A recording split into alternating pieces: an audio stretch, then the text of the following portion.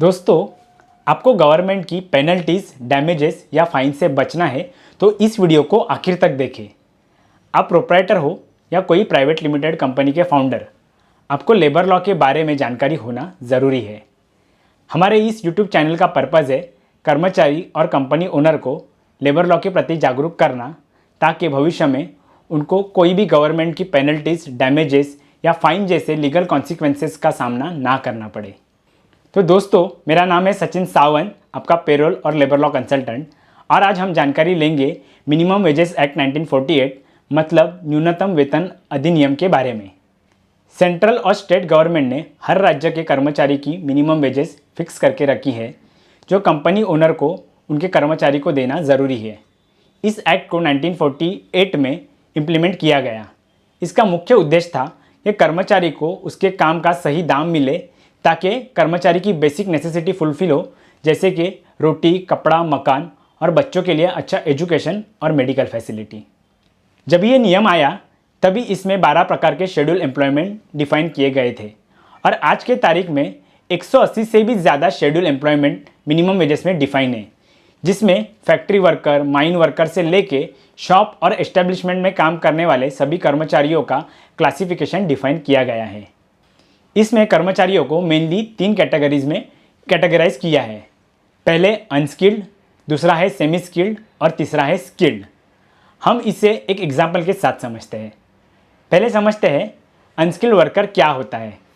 जिस काम को करने के लिए ज़्यादा स्किल की या एक्सपीरियंस की ज़रूरत नहीं पड़ती, जैसे कि हाउसकीपिंग वर्क या क्लीनिंग वर्क इत्यादि काम करने वाले वर्कर को किसी ट्रेनिंग या एक्सपीरियंस की ज़रूरत नहीं होती, इसलिए ये कर्मचारी अनस्किल्ड कैटेगरी में आते हैं। दूसरा है सेमी स्किल्ड वर्क। इसमें office boy, xerox machine operator या प्यून इत्यादि आते हैं।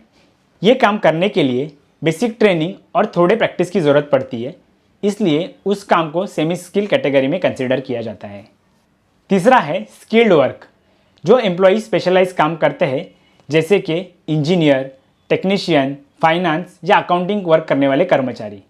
मतलब जो काम करने के लिए एजुकेशन और प्रोफेशनल स्किल की ज़रूरत होती है, उस प्रकार के काम करने वाले स्टाफ को स्किल वर्कर में कंसिडर किया जाता है as per minimum wages act 1948। इसके बाद हमें देखना है कि कर्मचारी देश के या राज्य के कौन से जोन में आते हैं। जैसे कि महाराष्ट्र में 3 जोन डिफाइन किए गए हैं, जोन 1, जोन 2 और जोन 3।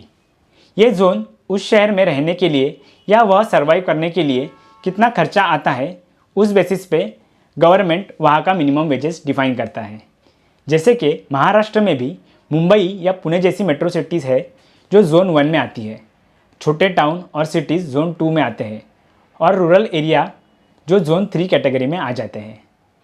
इसके बाद देखते हैं मिनिमम वेजेस में क्या क्या कंपोनेंट्स आते हैं।